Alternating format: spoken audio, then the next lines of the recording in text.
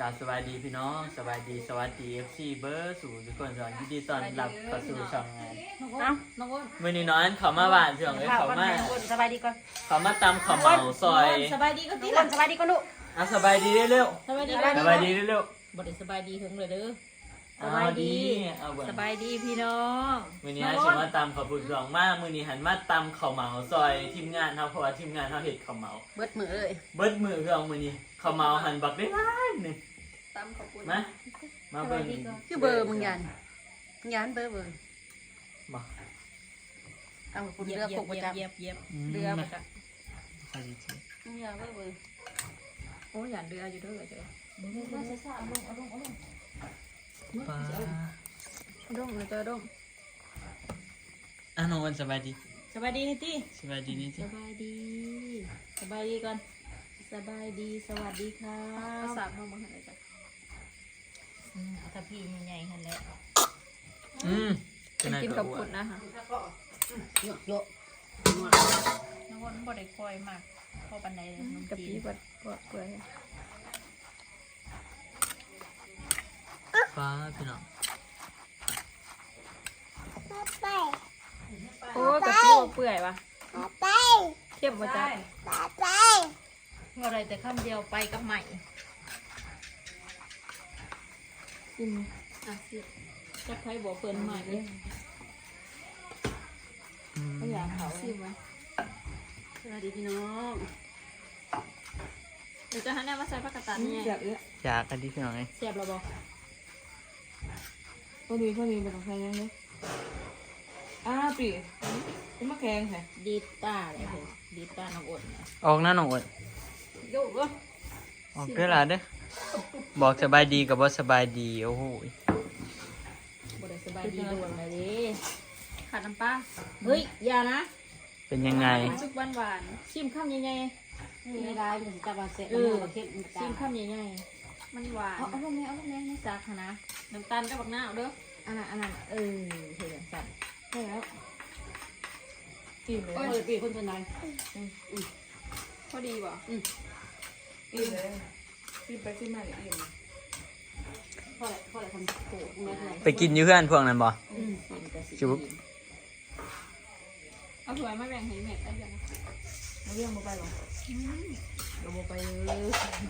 น้องนิ้วสบายดี ปลานะบ๊อบมันหวานออกบาน น้องนิ้วบ่เห็นหลายมื้อเลยพี่น้องเพราะว่าน้องอันบ่ได้มาบ้านอยู่แต่นอกบ่ได้เห็นหน้าใครอยู่บ้านจ้ะ กินมันอ่ะ น้ำข้ามนะขอว่ามีน้ำข้ามบอก จะชื่ออะไรชื่อนะครับ น้องเว้ย ขอประทานซีน เอาสบายดีนะเฮ้ยสบายดีนะล่ะสบายดีนะ มากเลย สบายดีนะ ปังสิบเบิร์ด โอ้อย่าลงมา ระวัง เลือกตัวนี้แมว กูเป็นคนตามกูเลือกรสชาติเองได้ เอามา เอามา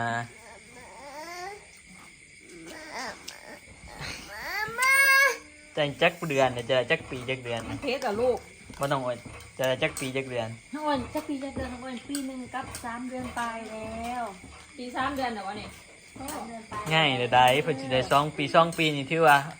เริ่มแบบว่าง่ายเลย2 ปีนี่เริ่มแบบว่าอยากแล่นอยากหยั้งแล้วก็เว้าเริ่มเป็นถอยเป็นข้าม ล่ะเอาไปใส่แซ่ ไปเดี๋ยวเฮาสิไปกินซุ่มกันเนาะเพื่อนกินซุ่มกันกับทีมงานเฮาเนี่ยเนาะเพื่อนทีมงานสิพวกเฮาพากันตำอันนั้นเพื่อนตำข้าวเมา แรงนี้แมงกิน ไปเดี๋ยวให้บ๊อบบี้ จะหน่อยเดือนละก็กิน ถือไปเดี๋ยวเฮาไปพุ่นถ้าเจอกันอยู่เพื่อนบ้านเนาะเพื่อนเพราะว่าเฮาสิไปกินอยู่พุ่นอันนี้แม่นตำข้าวเมาเนาะเพื่อนเดี๋ยวจะหน่อยเด้อกินข้าวแล้วหิวข้าวแห้งเดี๋ยวสิมาตำซอยสบายดีนี่ดิ สบายดีเนาะดูชีวิตขนาดเนาะ สู่ชีวิตขนาดมื้อนี้พวกเฮาตำกับทีมงานเฮาตำกับน้องปอน้องสองเพิ่นแล้วก็น้องนุ่นตำซอยจนแล้วเดี๋ยวเฮากินข้าวแล้วเฮาก็สิฟ้าวมาตำซอยเพิ่นเนาะให้มันแล้วกระตำตัวนี้เป็นข้าวเหมาที่พวกเฮาตำแล้วสุดก่อนเนาะเพื่อน โคกกับเอ็นเอ็นไปเดี๋ยวเราไปอันนั้นไปกินอันนั้นเดี๋ยวจังมาตามซอยเนาะพี่น้องน่ะเด้อพี่น้อง ตอกมันแค่ กินตัวได้ดี เอามันไว้ ป้าพี่น้องป้าคนกองไม่ไอ้คนว้าไปกับดังโด่งดังเด้อ14นี่เด้อกำลังฮิต กินข้าวเนาะพี่น้อง ต้องผู้เสพแบบ ต้นแดด เพื่อนแดกเลยในของคอยดีย้ำอาการ ไปย้ำเอากัน พี่น้อง ได้แล้วก็ สมซื่อว่าต้องพุ่นขนาดเนาะ ถามว่าท่านหรือเปล่า ไปกินถุงลูกไปกินถุงไหม ใช้ลงหมอเลย เร็วหมอ เนี่ยเห็น รถ เดี๋ยวพี่น้องโอ้ รถ ก็ไม่ โฟกัสที่อาหารเท่าฝุ่นนะเนาะมื้อนี้ อย่าโฟกัสตัวนี้แน่แล้วเฮ้ย ลูกบ้านขอใช้ ไม่เป็นสลองมาดิพูดสลองมาเลย บ่มีฉลองข่อยบ่มีบทเรือ ปลา เอาพุ่นกิน ปลา ฝาก กิน เนาะ ทางแคลเซียมมัน เนี่ยไม่กลักเนาะ ก่อนที่ต่างเนาะไปซิว โมเมนต์มันขี้กับบ่ให้ เฮาตำข้าวเหมาเนาะพี่น้องเฮาก็เลยมากินข้าวพวมผ้ากันเนาะเพราะว่าตำข้าวเหมาแล้วไม่เมื่อยมากินข้าวซุ่มกัน เสื้อ ไปดีเด้อหนักกินแบบ เดินเส้นขับ นะ ไม่จับ เล็กไปกินน้ำไปอีกแล้วนึง เอาเขามาให้บักหมอแน่ถ้า ตัวมองไม่ได้พูดไม่ยินเขา แต่ดูบ้านมาเด้อดีใจเลยผมกินตัวอยู่หลายตัวดีเนาะแบบนี้ ฮะ โอ้ กินบาซิลได้ แซ่บเลยไม่ โอ้ยแซ่บๆเพราะว่าเป็นแต่จะโดนอย่างนั้ เขา น จะบ่ค่อยกินน้ำมันกินไหนจะเฮิงเลยค่ะก็อยากกินเอง ไม่แม่ก็ร้านสิกับปลา ของเจ้าทิ้งบ้านยังไงบ่ได้ ปลาที่ถึงปลาดูปลาคอ ไปแล้วนี่บัด ข้าว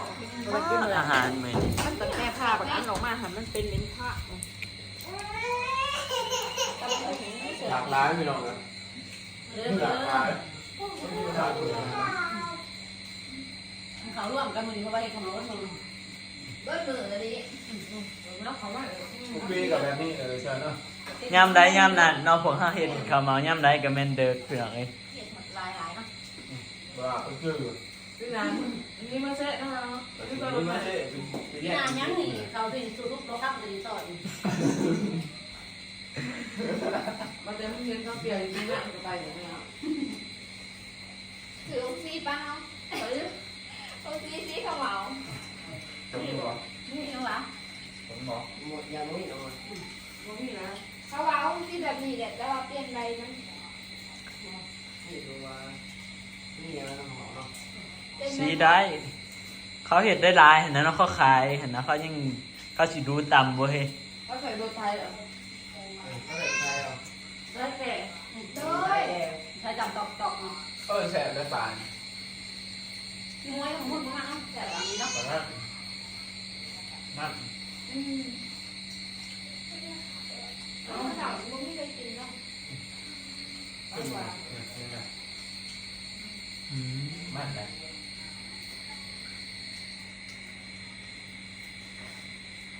มาเด้อพี่น้องเออ แล้ว พี่ ก็ น้อง น้ำลายเฮ้ยแล้วพี่น้องเลย จะกล้องใส่สีขาดแดงที่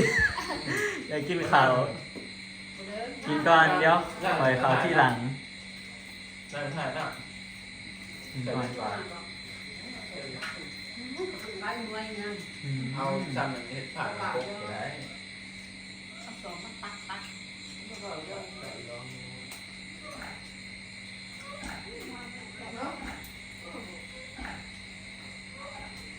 ็นที่เด็ดถูกค่ะ ลองลุกลองลุกได้มันสีแสบ หาหน้าที่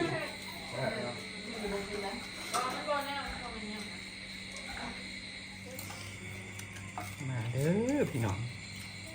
ปูปลาซิวใหม่ๆอื้อหือ กินทั้งกระดูกทั้งกาง กินกับ เลย กระดูกกับกากมาอร่อยเดี๋ยวมาเด้อ อันนี้บอกจะเบิร์ดล่ะพี่น้องไปมาเด้อ เดี๋ยวนี้บ่เสียมันเอิดหมักปอ ใส่กูได้ปอ ใส่ปอ ใช้แอปเปิลดิ ปอ จริง ใช้ เหรอ แอปเปิล ใส่ ใช้แอปเปิลเหรอ ใส่ปอ ความมีผิวเนาะ ใช้ผู้ใด ผักเบอร์ ผิวมันยังมีคนยินสายเนาะ 10 โมงนะครับอดเขาแล้วกินตอน10 โมงเพื่อนนะครับมัน งานนี้เฮ็ดข้าวแรกตอน10 โมง เรื่องแห้งที่ เดี๋ยวแสบอะดีเนาะถึงข้าวปุ่นถึงตำบักหุ่งอีหยังก็แสบเบิดเพราะว่าหลายคนกินน้ำกันเพียงเลยเอามือยุบหรือได้เพราะว่ามันสำบายดีหั้นนะ ยุบอีก เดี๋ยว แล้ว ไม่เบิ่งได้เลย แถมแสบอีกได้ โอ้ตำใบขนาดเนาะบวยแล้วไปเพชรโดดมัน จะเดือดเก็บผักตามด้วย ด้วยมัน ไปก็ตามแล้วแต่ตามแล้วถ้าเราของเรา ลืมหรือวะตากล่อง อิ่มแน่เลยคอยกินบ่หลายดอกเดือน มันชื่อไม่ได้ขอกิน คม แซ่บแห้งหลาย มันมีขีมัน แต่ว่าก็คมอำล อะไรแซ่บ ำคมอำล หน่อยช่างแซ่บ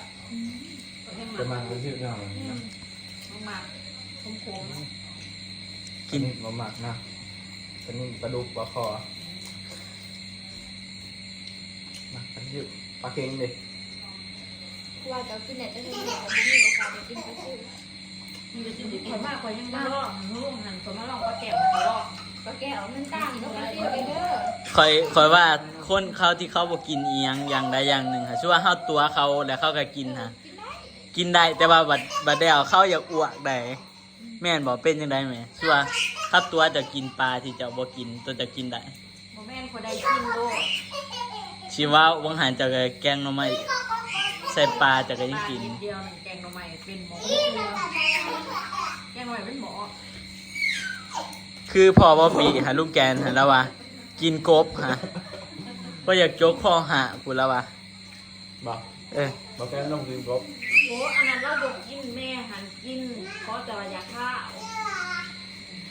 เพราะว่าแม่เพราะว่าแม่เคยกินเมื่อทุกอย่างนี่แต่ว่าต้นผ่าอันนี้เท่านั้นมันเป็นข้าวทำหนูแสบด้วย ปลาพี่น้องไปแล้วก็สีได้จบคลิปแต่เด้อพี่น้องสำหรับคลิปนี้ก็สีได้ขอตัวลาไปก่อนเจอกันใหม่คลิปหน้านะพี่น้องขอบคุณกับใจพี่น้อง FC เบอร์สู่ทุกคนพี่น้องที่เข้ามาติดตามและก็รับชมน้องอันเนาะฝากเป็นกำลังใจให้เด้อพี่น้องอย่าขามโฆษณาของพวกเฮาเนาะพี่น้องของทีมงานเฮาเพื่อเป็นกำลังใจเนาะไปเจอกันใหม่คลิปหน้าพี่น้องสำหรับคลิปนี้ขอตัวลาไปก่อนบ๊ายบาย